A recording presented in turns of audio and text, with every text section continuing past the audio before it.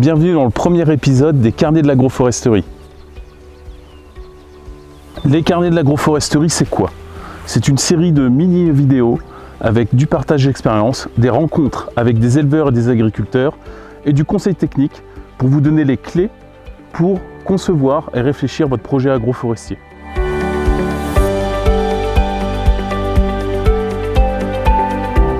Pour cette première vidéo, on se retrouve aujourd'hui dans une prairie permanente chez un agriculteur qui souhaite mettre des arbres dans sa parcelle.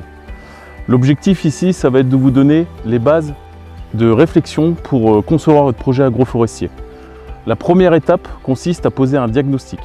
Votre projet, il se réfléchit à l'échelle de la parcelle, mais aussi à l'échelle de votre exploitation, mais également à l'échelle du bassin versant. La première question à se poser, c'est quels sont vos objectifs agroforestiers? C'est-à-dire que, est-ce que je veux mettre des arbres pour la biodiversité? Est-ce que c'est la fertilité du sol que je cherche? Est-ce que je cherche à stocker du carbone? Est-ce que je veux faire de la litière plaquette? Est-ce que je veux faire du fourrage ligneux, du paysage, des auxiliaires de culture? Vous imaginez bien qu'il y a pléthore d'objectifs. L'idée, c'est d'identifier ces objectifs et surtout de les hiérarchiser. En fonction de l'objectif prioritaire, va découler un aménagement spécifique sur votre projet agroforestier.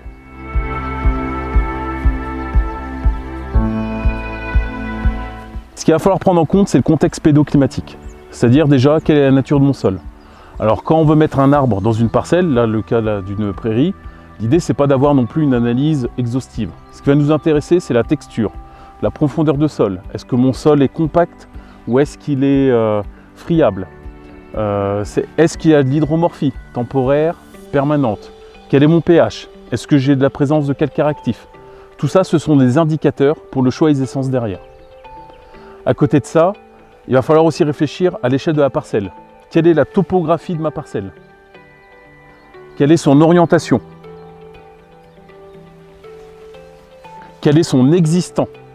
C'est-à-dire que si vous avez de l'existant boisé, c'est aussi des indicateurs pour le choix des essences derrière. Mais vous pouvez penser aussi aux plantes bio-indicatrices qui vous donnent aussi des indicateurs de sol. Mais également l'existant, c'est aussi, est-ce que j'ai du gibier régulièrement sur la parcelle?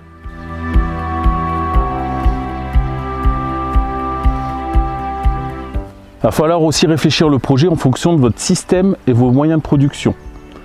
Alors par système, c'est par exemple, quelle est l'approche culturelle sur ma parcelle? C'est-à-dire quelles sont mes rotations de culture? Quel est mon assolement? Tout ça, il va falloir le prendre en compte.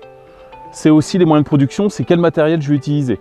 Il ne faut pas que les arbres deviennent une contrainte dans votre parcelle à terme, et donc il va falloir prendre en compte le matériel. Donc le matériel actuel, mais également futur. Il va falloir anticiper.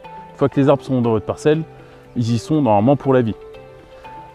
Si par exemple également vous faites appel à une entreprise de travaux agricoles, ou si vous faites partie d'une CUMA, voilà, c'est autant d'éléments qu'il va falloir prendre en compte.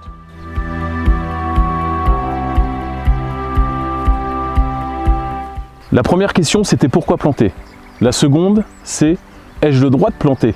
Ça me paraît être une question évidente, mais c'est une question qu'on oublie souvent de se poser. C'est les questions qu'il va falloir se poser derrière en plus, c'est quel est le statut de fermage? Est-ce que je suis propriétaire de la parcelle? Est-ce que je suis locataire? En tant que propriétaire, si c'est vous qui exploitez la parcelle, vous pouvez planter des arbres ou mettre des haies comme vous voulez. Si vous êtes locataire, il va falloir l'autorisation du propriétaire. Et si vous êtes propriétaire et que vous louez la parcelle à un locataire, il vous faudra également l'autorisation du locataire pour planter des arbres sur vos parcelles.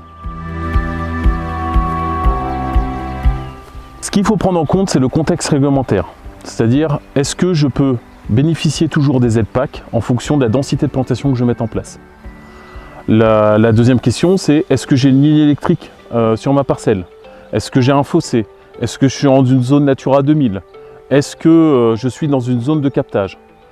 Tout ça, c'est des questions qu'il va falloir mettre sur la table, prendre le temps de réfléchir pour votre projet.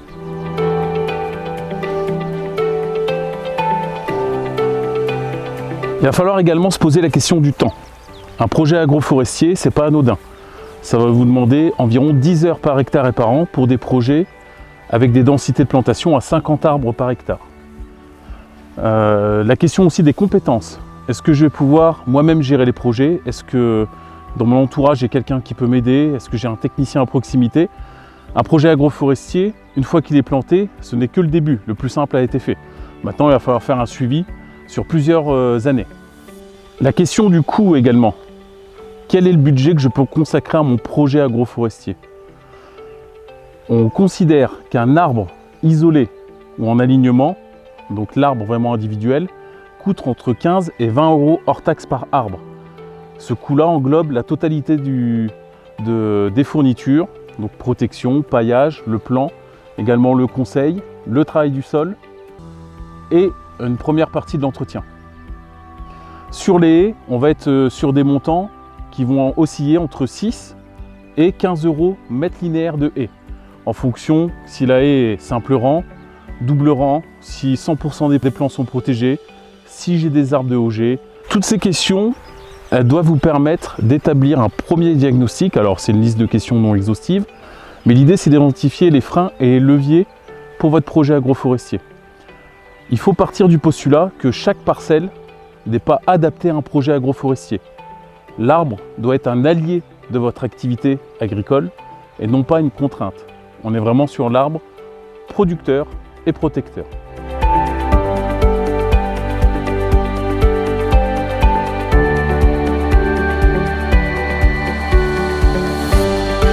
Un projet agroforestier peut prendre différentes formes. On peut avoir des formes et des usages différents de l'arbre. On va parler de l'arbre de Auger, de l'arbre de CP, l'arbre trogne ou tétard. Tout ça, c'est autant d'aménagements qui font que votre projet doit vraiment être adapté à votre contexte, mais également à vos besoins. Rappelez-vous les objectifs agroforestiers sur les premières questions à se poser lorsque vous lancez dans un projet. Ça va être pareil également sur la haie. La haie, elle peut être simple rang, double rang, ça peut être une haie brise-vent, une haie arbustive, une haie moyenne, une haie basse. Autant d'éléments qui font que vraiment votre projet doit être adapté à vos besoins.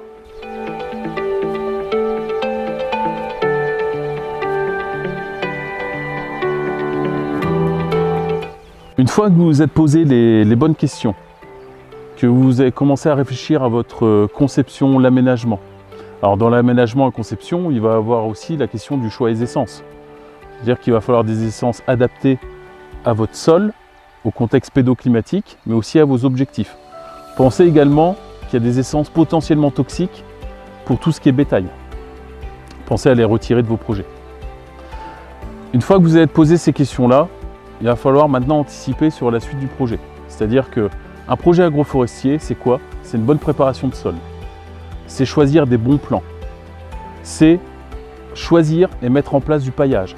C'est mettre en place des protections, des tuteurs. C'est faire une plantation dans les règles de l'art. La clé de réussite d'un projet, c'est son suivi. Que ce soit sur la taille, sur l'entretien, sur la gestion. C'est vraiment la clé de réussite de votre projet agroforestier. La plantation dans les règles de l'art, c'est justement l'objet de notre seconde vidéo dans les carnets de l'agroforesterie.